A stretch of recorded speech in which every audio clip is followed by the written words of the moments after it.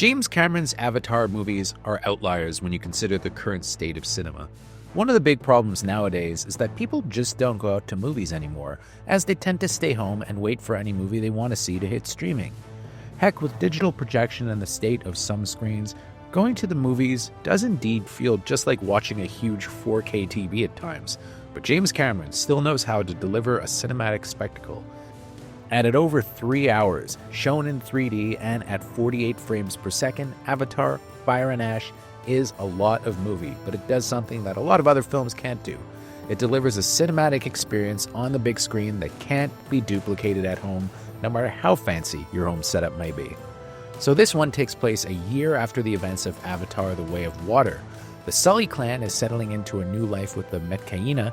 However, Quaritch is still obsessed with capturing Jake and reclaiming his son Spider, and he allies himself with the Mangkwan clan to capture his enemy once and for all.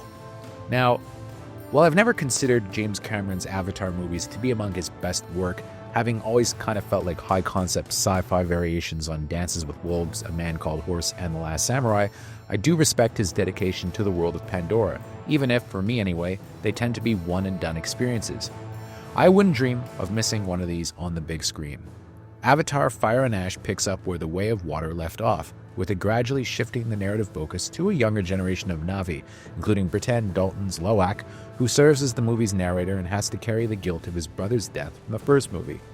Much of the film revolves around both Loak and his adopted sister Kiri, played by Sigourney Weaver, coming into their own as the war on Pandora intensifies, not only with the humans, but also with a dangerous tribe called the Ash People.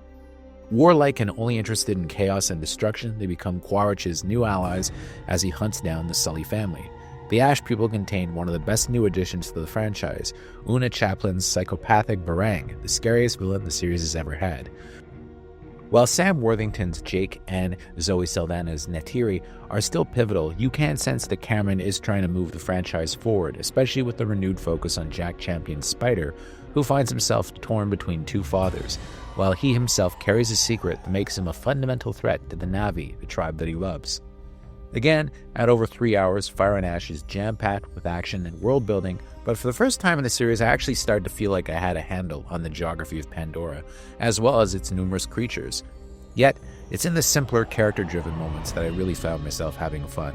I especially liked the continued evolution of Stephen Lang's Quaritch, with him learning to use his new Na'vi body and being torn between his pursuit of Sully, which he feels is justified as Sully committed mutiny and killed many of his fellow soldiers, and his growing attachment to the son who despises him, Spider. He also gets to explore some Quaritch-style territory as he finds an unlikely home among the similarly warlike Ash People.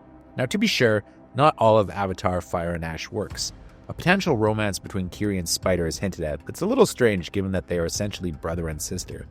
The formula is also starting to feel repetitive, with each of the 3 movies so far all ending the same way, with a big battle royale between the Na'vi and the humans, no real resolution.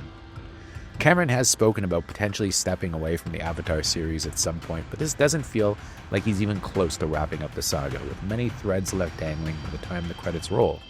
Yet, as always with this series, I had a really good time, as the lengthy running time just races by and the immersive tech really does make you feel like you're part of the world. Cameron still seems engaged by the material and is bound to be another hugely successful crowd pleaser. An Aliens callback involving Weaver's Kiri will no doubt get a lot of cheers. Some think the audience thirst for Avatar may run out someday, but Cameron has been wise in the way he's refused to allow the studio to spin off any element of his world, keeping the franchise feeling fresh.